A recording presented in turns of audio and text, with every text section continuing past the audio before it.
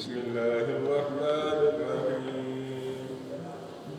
المنافقون والمنافقات بعضهم من بعض يأمرون بالمنكر وينهون عن المعروف ويقبضون أيديهم نسوا الله فنسيهم إن المنافقين هم الفاسقون.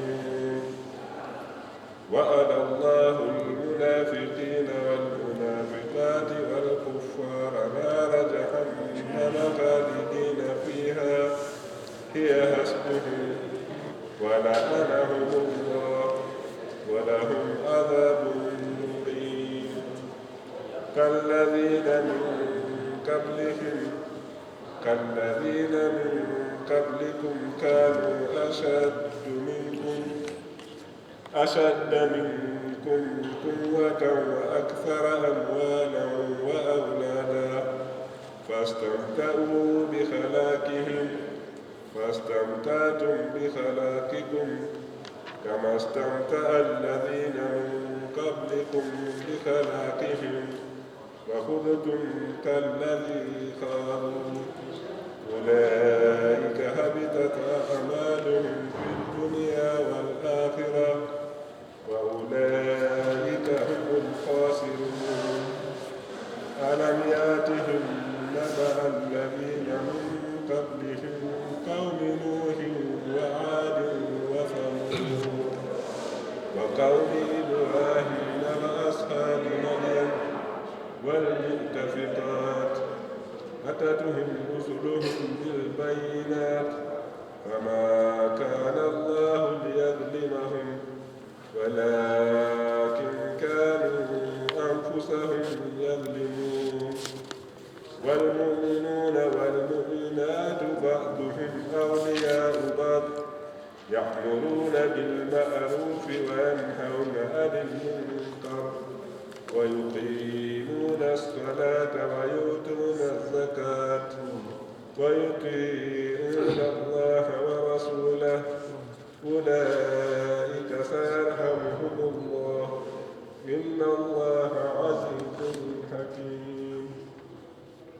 وعد الله المؤمنين والمؤمنات جنات تجري من تحتها الأنهار خالدين فيها ومساكن طيبة في جنات عدن ورضوان من الله أكبر ذلك هو الفوز العظيم. صدق الله العلي العظيم. أعوذ بالله من الشيطان الرجيم. بسم الله الرحمن الرحيم. الحمد لله رب العالمين والصلاة والسلام على سيد المرسلين سيدنا محمد وعلى آله وصحبه أجمعين. قال عليه الصلاة والسلام إن أحسن الحديث كتاب الله وخير الهدي هدي محمد صلى الله عليه وسلم وشر الأمور محدثاتها وكل محدثة بدعة وكل بدعة ضلالة وكل ضلالة في النار. قال الله عز وجل أعوذ بالله من الشيطان الرجيم. بسم الله الرحمن الرحيم. المنافقون والمنافقات بعضهم من بعض يأمرون بالمنكر وينهون عن المعروف ويقبضون أيديهم نسوا الله فنسيهم إن المنافقين هم الفاسقون. Sadaqallahu alazim. Bismillahir Rahmanir Rahim. Mwenyezi Mungu anatupa habari juu ya watu wanafiki. Mtu munafiki ni nani? Munafiki yeye ni nani? Almunafiqu man yudhiru al-imana wa yukhfi al-kufran. Munafiki ni yule mtu anayedhihirisha imani na ameuficha ukafiri, anayedhihirisha Uislamu na anayeficha ukafiri. Huyu ndio mtu Muislamu, huyu ndio mtu munafiki. Munafiki mwenye kudhihirisha imani na ameficha ukafiri. Au munafiki ni mwenye kudhihirisha khair akaficha shar. Munafiki mwenye kudhihirisha khair akaficha shar. Ala kulli hal, munafiki kidini, Kiislamu, man ni mtu ambaye yudhihiru al-iman, anayedhihirisha kuwa ameamini, wa yukhfi al-kufran, na ameficha ukafiri. Huyo ndiye munafiki.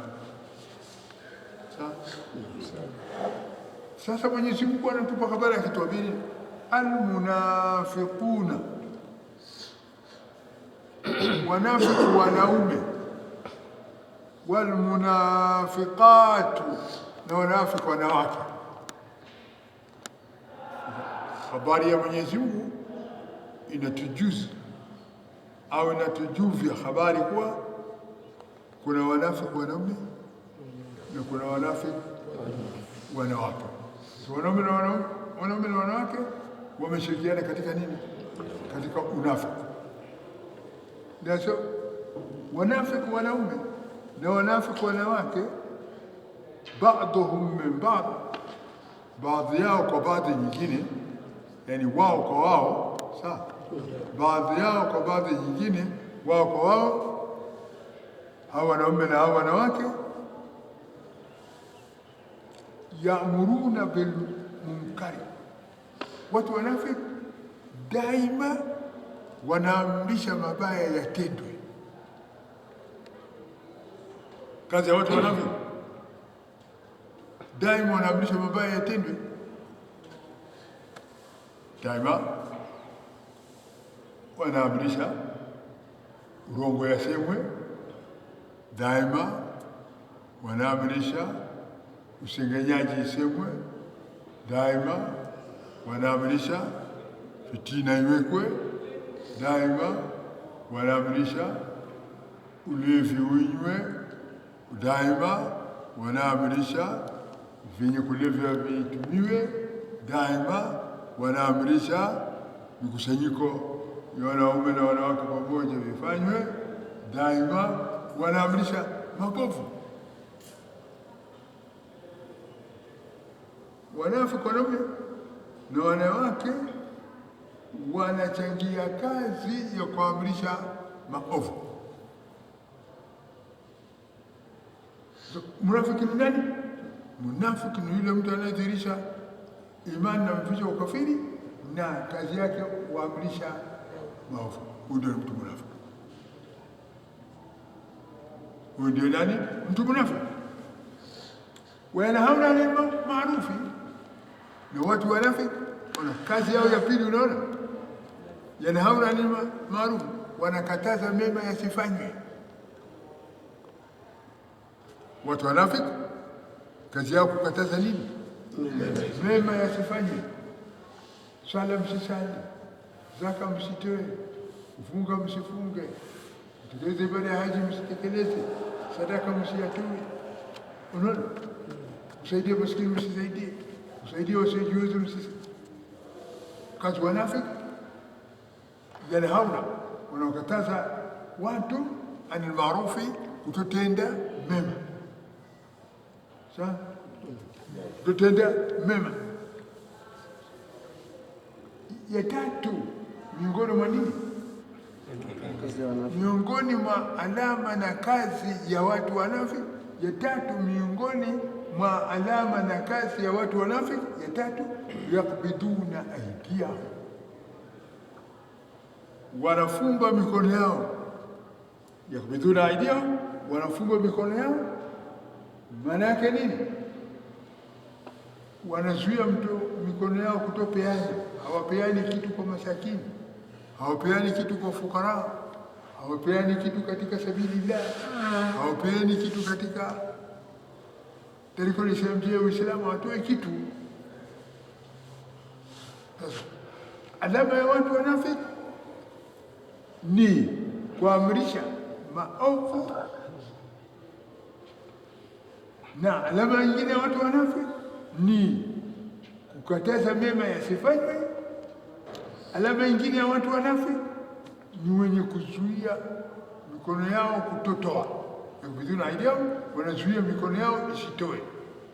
Ya alama ya ngapi ya watu wanafiki? Ya tatu. Alama ya nne ya watu wanafiki, nasullaha fanasiyahum. Nasullaha fanasiyahum.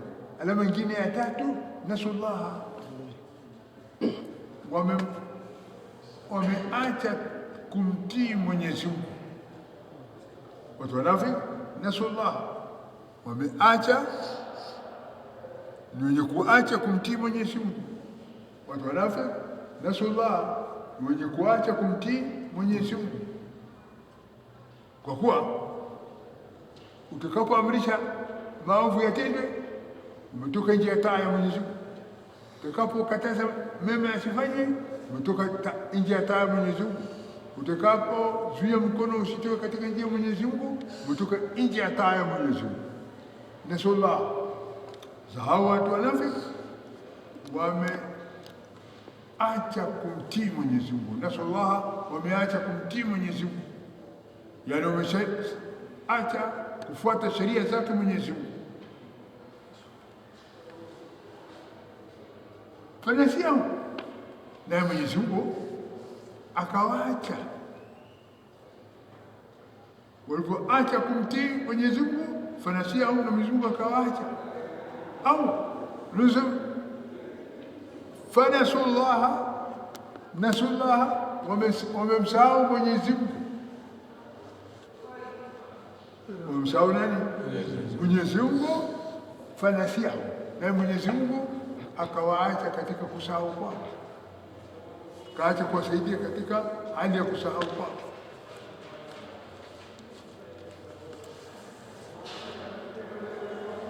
Inna almunafiqin, hakika bila shaka watu wanafiki, humul fasiqun, wao ndio wale watu waliotoka nje ya taa ya Mwenyezi Mungu. Munafiqin ni watu waliotoka nje ya nini? Ya taa ya Mwenyezi Mungu, kwa kuwa wameacha yale ambayo Mwenyezi Mungu ameamrisha, wakawa ni wenye kutenda yale ambayo Mwenyezi Mungu kakataza. وعد الله المنافقين والمنافقات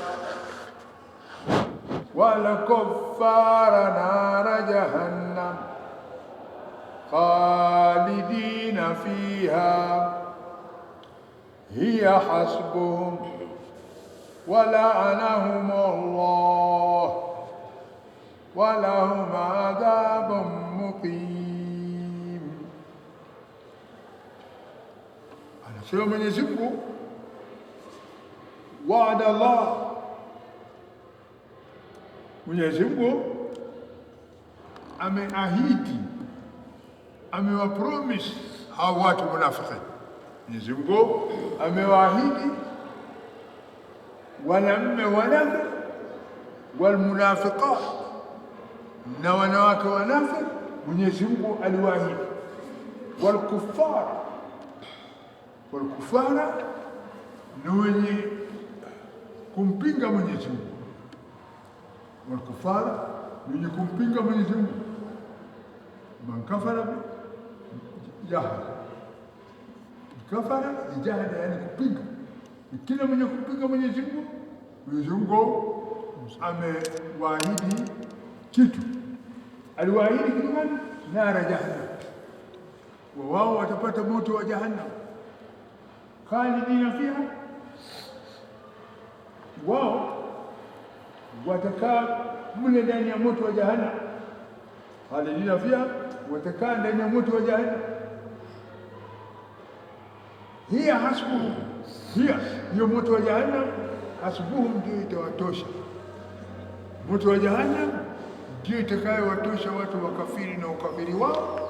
Moto wa jahannam ndio utakaowatosha wanafiki na unafiki wao. Sawa, wanafiki wanaume au wanafiki wanawake, wakafiri wanaume au wakafiri wanawake, moto wa jahannam hasbuhum ndio itawa nini? Itawatosha. Hasbuhum, moto wa jahannam ndio itawa nini? Itawatosha. Moto naru jahannam yabikifi moto. Walaanahum Allah, na Mwenyezi Mungu watu hawa amewalaani. Watu hawa Mwenyezi Mungu kawalaani, laanahum Allah, hawa makafiri Mwenyezi Mungu amewalaani.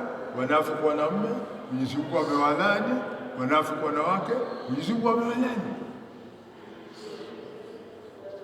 Laana ni kitu gani? Laana ni kutengwa mbali na rehema ya Mwenyezi Mungu, kuwekwa mbali na rehema ya Mwenyezi Mungu, kubaidishwa mbali na rehema ya Mwenyezi Mungu. Hiyo ndio laana. Walahum adhabun muqim, na wanayo wao wanafiki wanaume, wanayo wao wanafiki wanawake, wanayo wao watu makafiri, wanayo nini? Adhabu muqimun daima, watakaa kwa ndani. Adhabu ya daima watakuwa nayo, adhabu muqim, adhabu ya daima watakuwa nayo.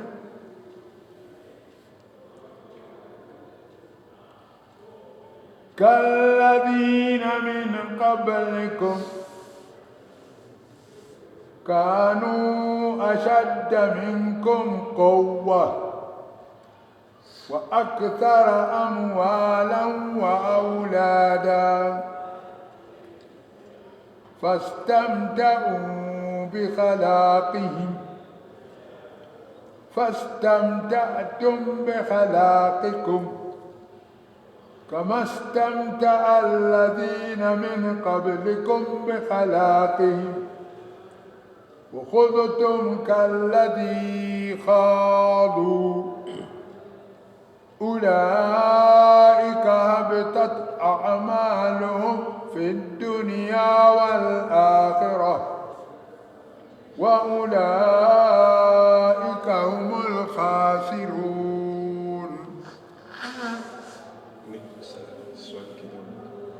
Nikisema itakuwa sawa nikisema tofauti ya munafiki na kafiri ni munafiki huwa anapinga Mwenyezi Mungu kisirisiri na kafiri anapinga Mwenyezi Mungu wazi wazi. Tofauti yao badala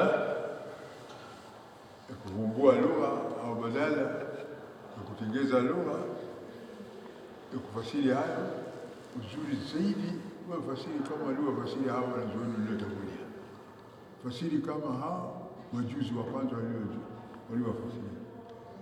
Ni Qur'an inafasiriwa kama vile ilivyokuwa imefasiriwa. Ukitaka kueleza yako ndio ile, lakini katika tafsiri wafasiri kama waliofasiri walioandika tafsiri au waliotengeneza hiyo tafsiri, wafasiri kama wao. Alafu ukitaka kueleza yako, lugha yako, maneno yako, uvumbuzi wako, ufahamu wako, sema kama unavyotaka. Lakini unapofasiri, fasiri ile lugha ya Qur'an. na lugha ya Qur'an, munafiq man yudhiru al-iman wa yukfir al-kufr. Munafiq ni yule mtu anayedhihirisha kuwa ameamini imani kamili na huku ndani ameficha dini ukafiri, au anayedhihirisha kheri na ameficha shari. Na baadaye ukitaka kuongeza yako nyingine unaongeza, bora tu isipinge ya Mwenyezi Mungu.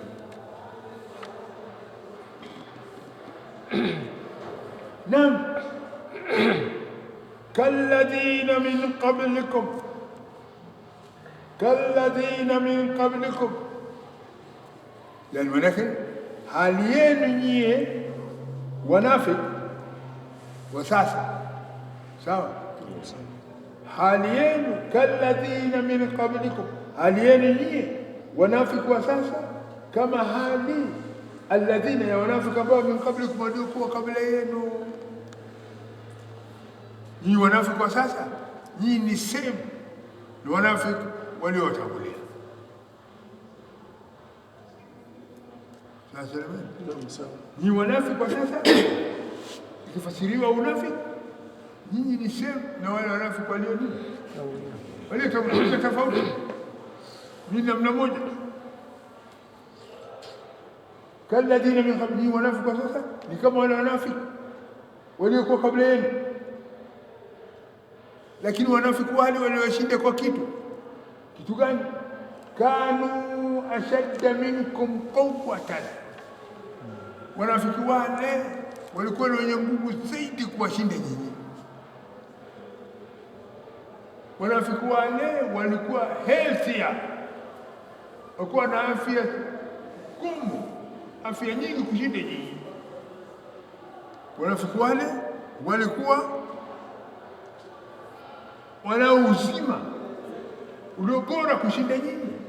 Unasema mimi nafasiri kama ninavyotaka, ilikuwa nilivyosema ile ya Mwenyezi Mungu. Sawa? Sasa libani. Wanafiki wale ashadda minkum, kanu walikuwa wale wanafiki wale watangulia, ashadda minkum quwwa, wenye nguvu zaidi kuwashinda nyinyi. Wa akthara amwalan, na wanafiki wale walikuwa ni wenye mali zaidi kushinda nyinyi. Wanafiki wale walikuwa ni wenye mali zaidi kushinda nyinyi. Wa auladan, na wanafiki wale walikuwa na watoto wengi kuwashinda nyinyi.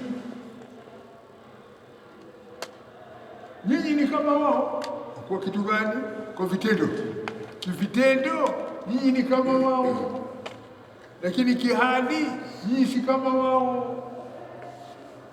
Hali ya wale walikuwa na afya na nguvu, hali ya wale walikuwa na mali zaidi kuwashinda nyinyi.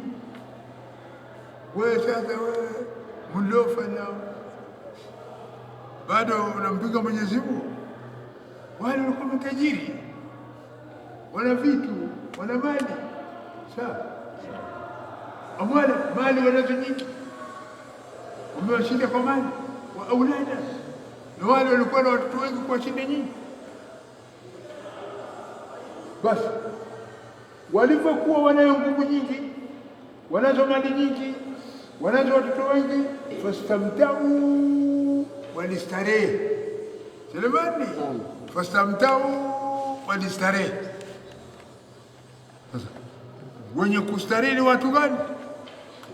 Wenye afya nzuri, sawa?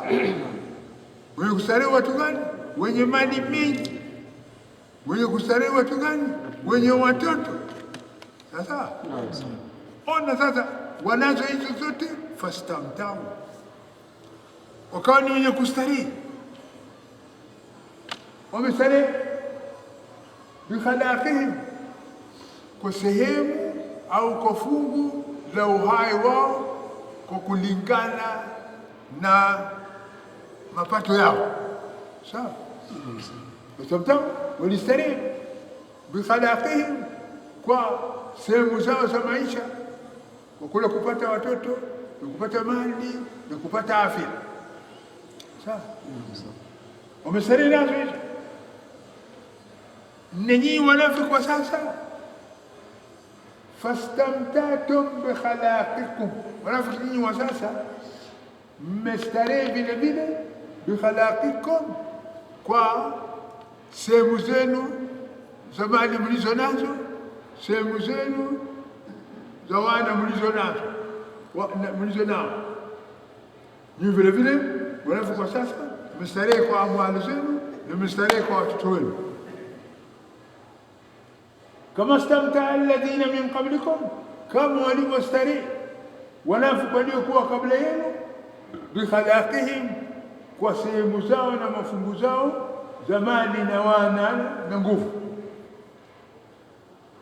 Wakhudtum, na mliingia katika mambo ya batil, nyinyi wanafiki wa sasa. Khudtum, mliingilia batil, mliingilia mambo ya batil.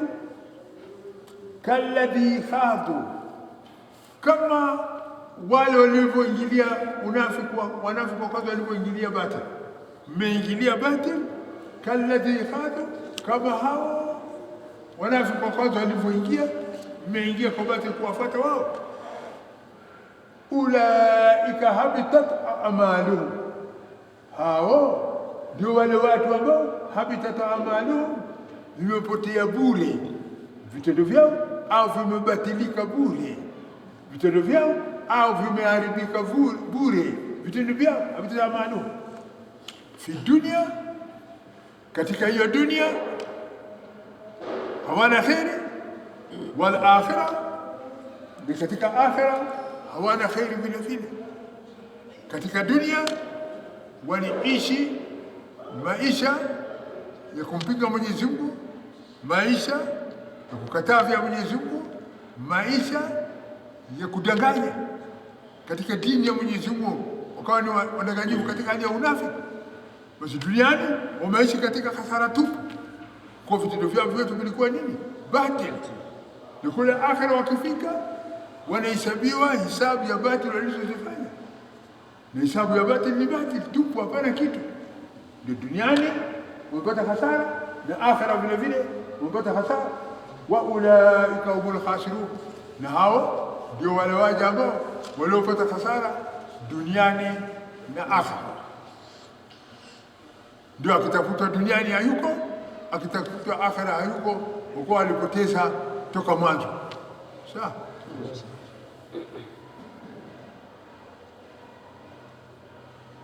Alam ya'tihim naba'ul ladhina min qablihim qaumi Nuhin wa 'Adin wa Thamud wa qaumi Ibrahim wa ashabi Madyan wal mu'tafikat atatuhum rusuluhum bil bayyinat فما كان الله ليظلمهم ولكن كانوا أنفسهم يظلمون.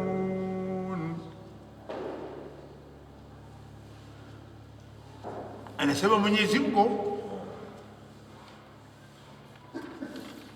kuwa alam yati, je, haikuwaijia hao watu? Alam yati, je, haikuwafikia hao watu? Kitu gani? Kitu gani haikuwafikia? Kitu gani haikuwaijia? Naba'u, habari. Haikuwaijia hao watu habari, haikuwafikia hao watu habari, haikufika kwa hao watu habari. Habari gani? Alladhina, habari ya wale watu ambao min qablihim, waliokuwa kabla yao, hao wanafiki, hao makafiri wanafanya vurugu ya namna hiyo. Habari ya hao waliotangulia haikuwafikia? Habari ya hao wanafiki waliotangulia haikuwafikia? Habari ya hao makafiri waliotangulia haikuwafikia? Alam yatihim naba'u, haikuwafikia habari ya wale waliowatangulia? Habari yenyewe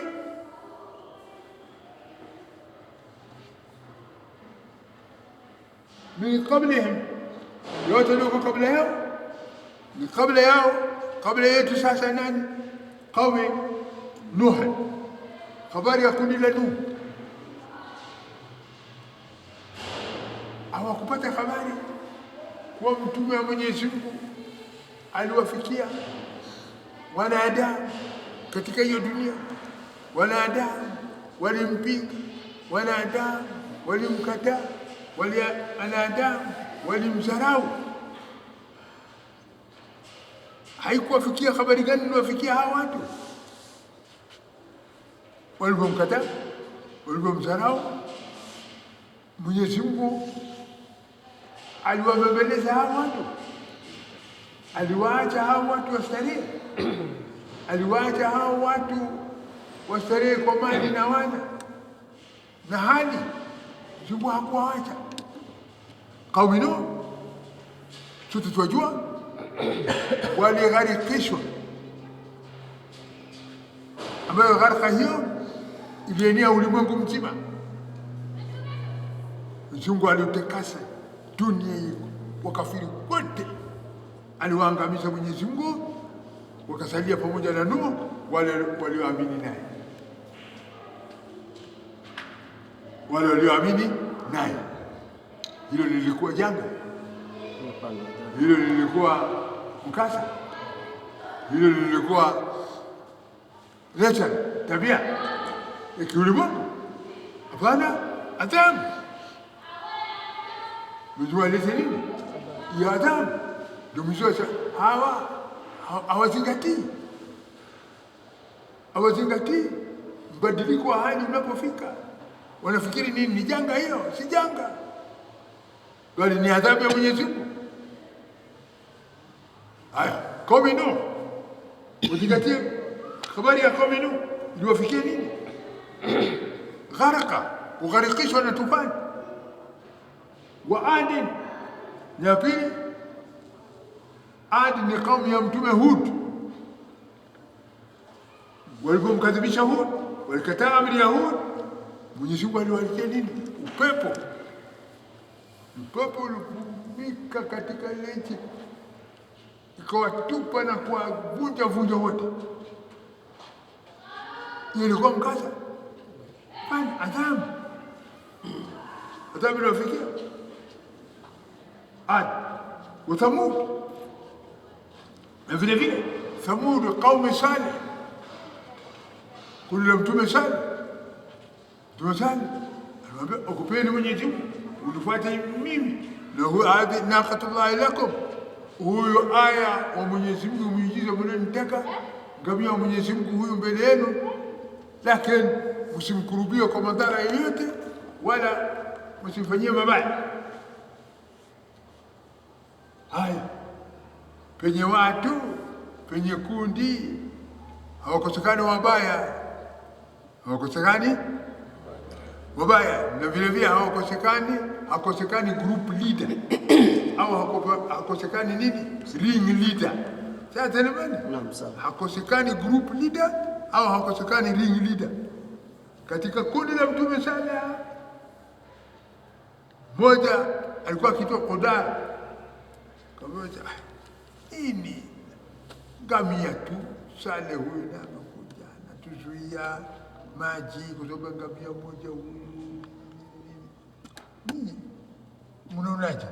Tumondoshe huyu ngamia, tuwe free tukinywa maji siku tutakayo, saa tutakaa, mchana au usiku. Hizo sasa ndio kwa siku ya ngamia mbali, siku yetu mbali. Ala, mnyama pia anafadhilishwa kuliko sisi. Siku ngamia kinywa maji hatuna ruhusa kwenda kisimani. Nini? Wapinzani, unaona fikira yao kitu gani? Wacha tufanyeje? Uwe huyo ngamia. Na ring leader, group leader lazima anapata nini? Supporter. Ndio. Mfadhilishwa mnyama kuzinda sisi. Kudara ameshika hiyo upanga wake, akamtoboa ngamia kingo, tutumbo. Huyo ngamia kafa. Ngamia alipokufa, Mwenyezi Mungu akadamdama alayhi wa sallam. Mwenyezi Mungu aliwaangamiza wote kwa sababu ya dhambi zao. Wala yakhafu uqba, na wala Mwenyezi Mungu haogopi mwisho wa kila adhabu. Akileta adhabu kwa kuwa haulizwi, atakayemuuliza nani? Hakuna. Wala yakhafu, mtu asema mimi siogopi, nafanya kama nitakavyo. Walipochinja ngamia wale, adhabu ya Mwenyezi Mungu imefika. Sawa? Adhabu gani? Mwenyezi Mungu alilete ukelele mmoja tu kama radi,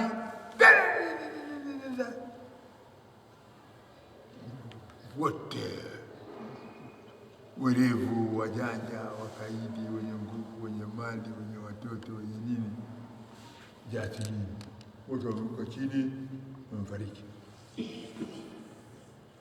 Janga hilo au ni adhabu? Mkasa huo au ni adhabu? Natural disaster hiyo au ni adhabu? Adhabu ya Mwenyezi Mungu. Lakini yenu hiyo ya tsunami na Katrina na Katarajoo, unasema hilo ni janga. Janga gani? Adhabu. Adhabu ya Mwenyezi Mungu. Isitoshe, anataka Mwenyezi Mungu wanafiki watizame waasi wa Mtume Nuhu walimalizikaje. Anataka Mwenyezi Mungu wanafiki watizame leo waasi wa Mtume Hud walimalizikaje. Anataka Mwenyezi Mungu wanafiki wa leo watizame wanafiki wa Mtume Saleh na wakafiri walimalizikaje. Walimalizika namna gani? Ndio hiyo wanataka Mwenyezi Mungu.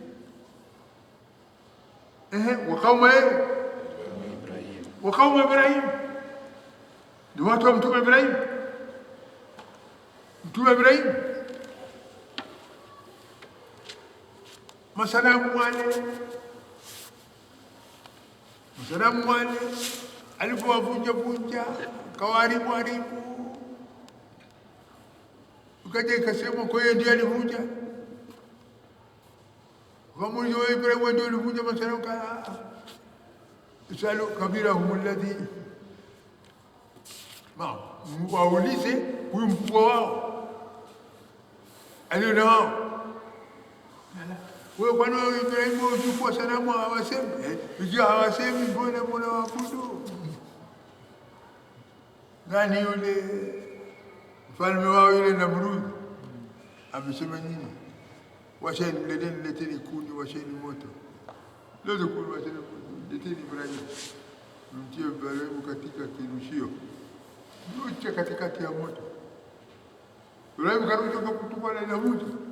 Mwenye moto kasema na moto. Selemani nini? Mwenye moto kasema na moto. Nani mwenye moto? Mwenyezi Mungu. Mwenyezi Mungu kasema na moto. Moto nisikia au haikusikia? Moto ile Mwenyezi Mungu asema nini kwa ya naru kuni bardan wa salaman ala Ibrahima. Ewe moto, kuwa baridi na salama kwa Ibrahim. Moto atakataa amri ya Mwenyezi Mungu. Mwanadamu tu ndiye anakataa amri ya Mwenyezi Mungu.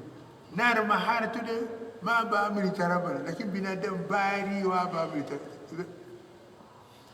Abdalla tegas magalam nar mahar tu ndiye nar rudu amri Allah.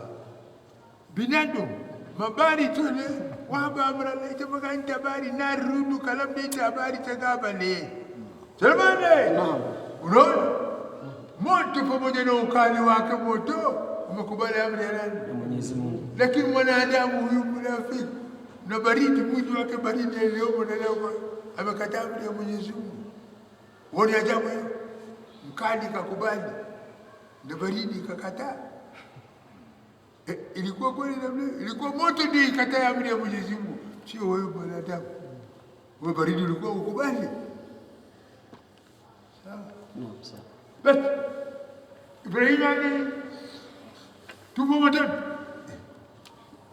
iliwafikia nini? Ona, Namrud huyu mwenyewe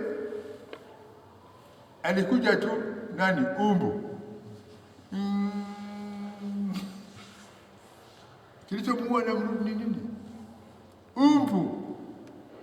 sio SCAD, sio atomic energy, sio atomic nani, boda ya kati na Mungu. Umbu. Ngoja mimi boda. Amegani na boda. Boda huyo kae na boda. Piga kitu. Yajua. Kajipiga. Ndio kaonekana kuwa ni mdhalifu, ni mnyonge, hana uwezo. Umbu apigana na umbu aenda kumua. Ni kweli umbu amemnini? Amemua. Mzungu kalete njaa kwa ile kundi hadi mpaka waliosalima ndio wamesalima. Sasa hao wanafiki wa leo, ukafiri wa leo, kinachotakikana nini? Waone kuwa hao makafiri sugu,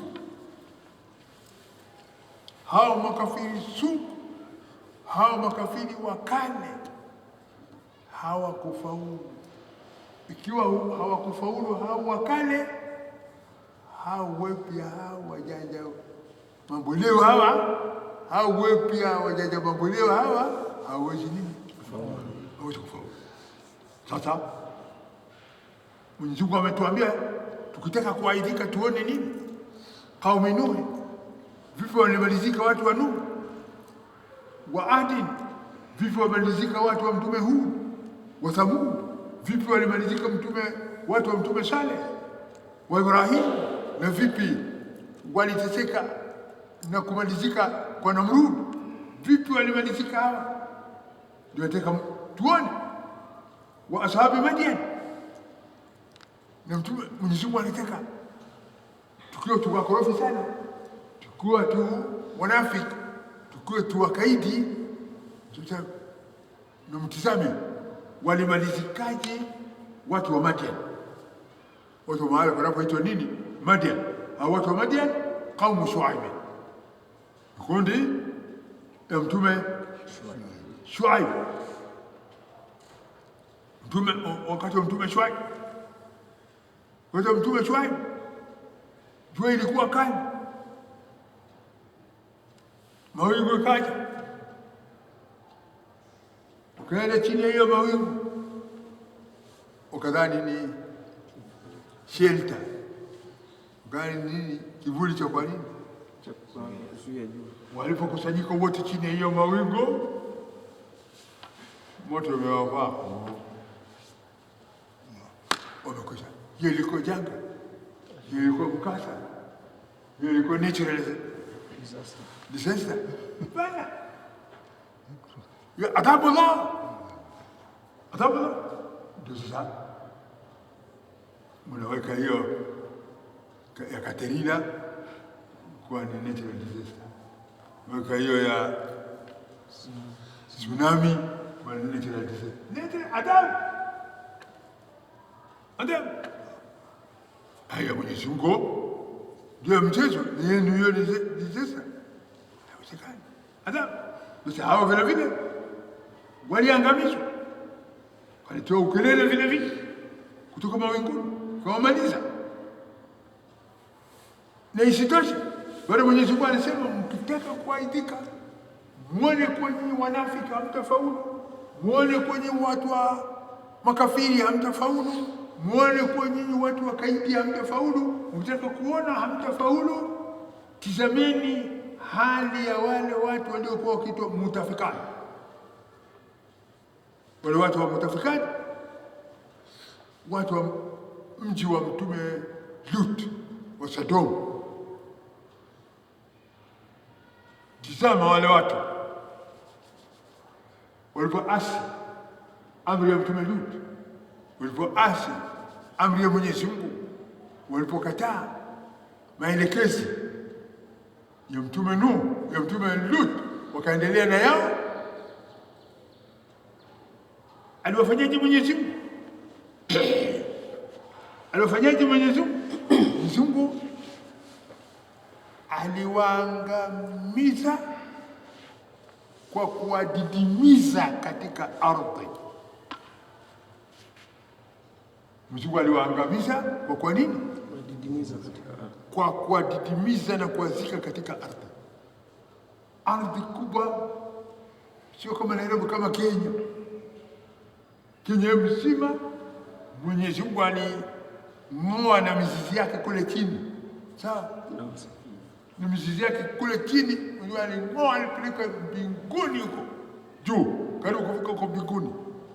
Ilipaswa hiyo Kenya mzima juu, mahala pale pakasalia nini? Pakasalia shimo. Mwenyezi Mungu amesema faja'alna 'aliyaha safilaha wa amtarna 'alayha hijaratan min sijilin faja'alna 'aliyaha safilaha, then we turn it down, upside down. Tumepindua upande ule wa juu, tumekuwa chini, na upande ya chini ikawa juu. Sawa sawa. Bila shaka upande hii ya chini ndio unao uzito, sawa? Uzito wa mawe, nini, madini, katia, takataka, vigumu, vizito viko chini. Ndio sasa Mwenyezi Mungu amebadilisha yale hafifu yaliyoko juu, ndio kina wanadamu na wakaidi wao na wanafiki wao na warongo wao na wafitini wao na wajambazi wao, mpeliliwe upside down. Sasa ilipopeliliwa namna hiyo, kitu gani inamiminika? Wanamiminika wapi? Kwenye hilo shimo, ndio hasbi hiyo. Wanamiminika na majumba yao na magorofa yao na mabaa yao, mbuzi wao, nani wao, mbu wao, izi wao, watu wanateremka, Mwenyezi Mungu akawasingilia.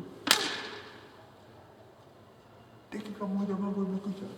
Hiyo sio vita ya kusema tu.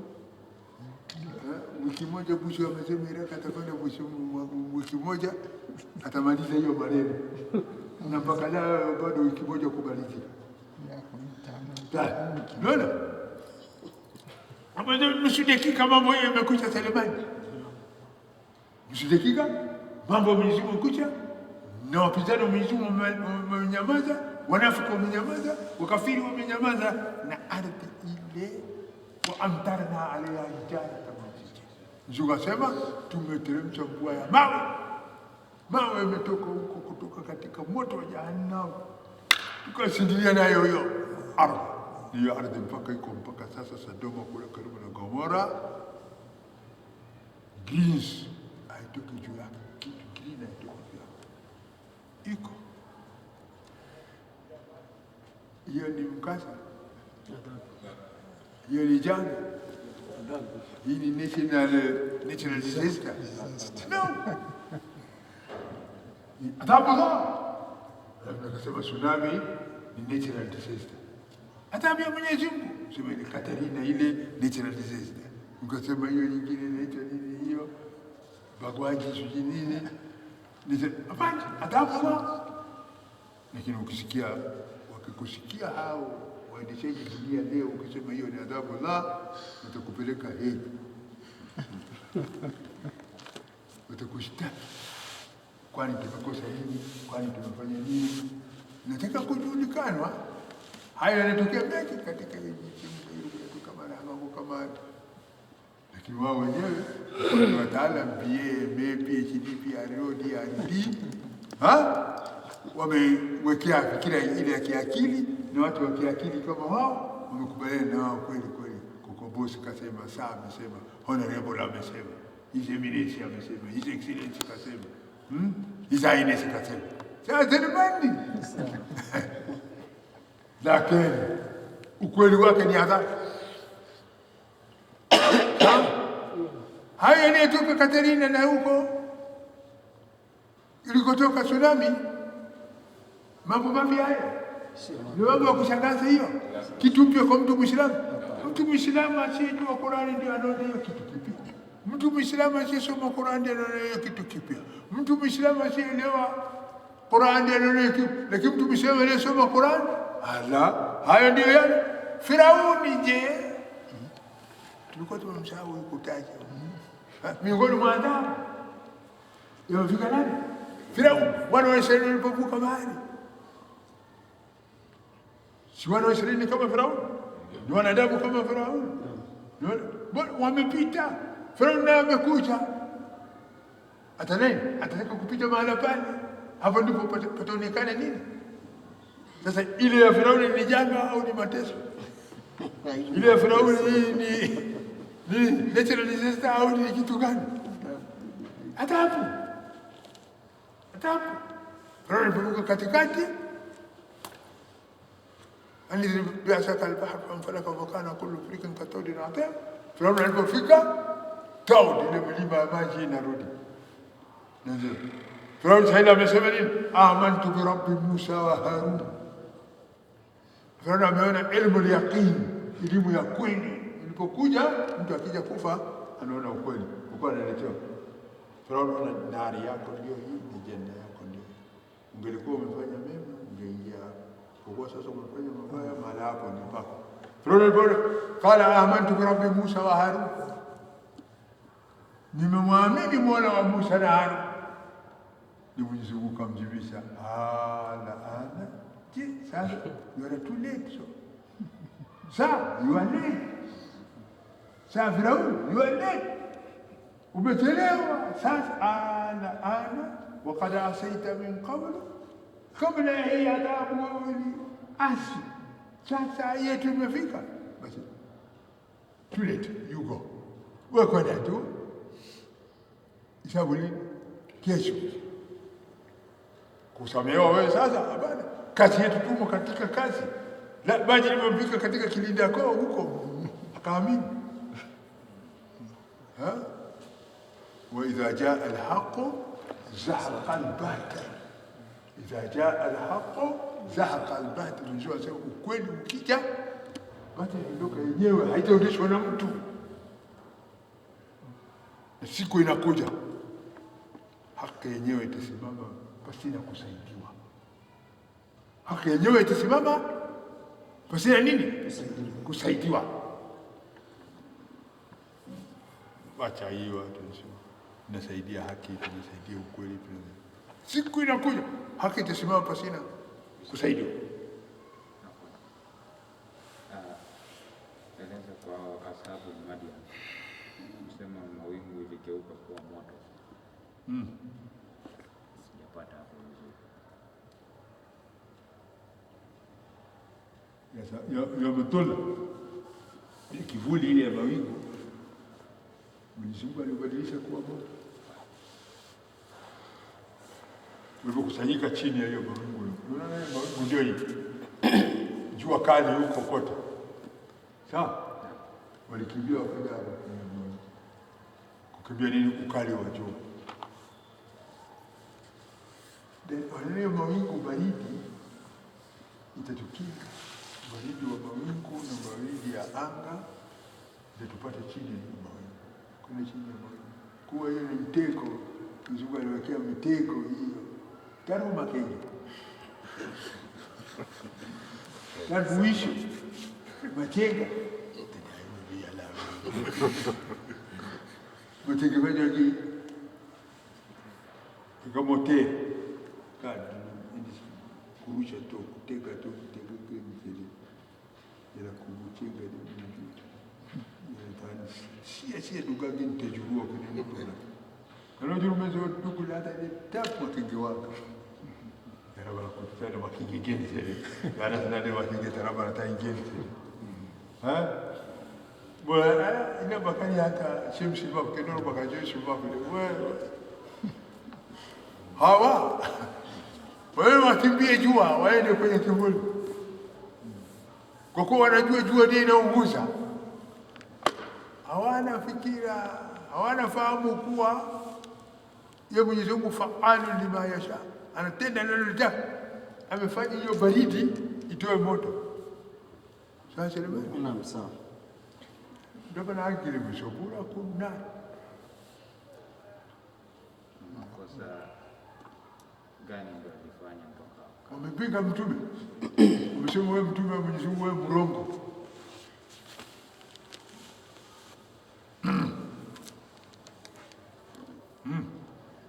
Umesema mtume wa Mwenyezi Mungu ni nani? Ni mrongo. Tena hawa kupunja watu katika mizani, kunyang'anya watu katika vipimo, ndio hao. Usirikwa na sirati, usirikwa na sirati, kibaba moto.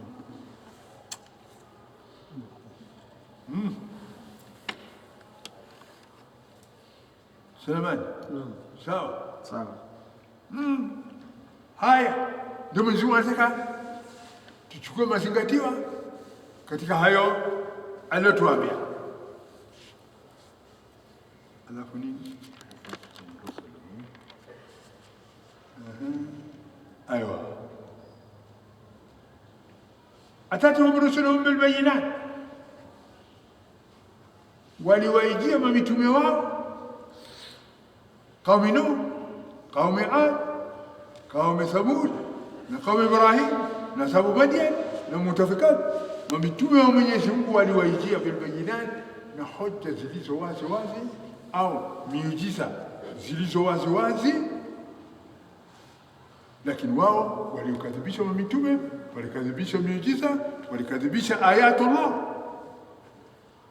Basi ikawa fama kana Allah liyadhlimahum, basi hakuwa yeye Mwenyezi Mungu ndiye mwenye kudhulumu hao watu. Mwenyezi Mungu si mwenye kudhulumu hao watu,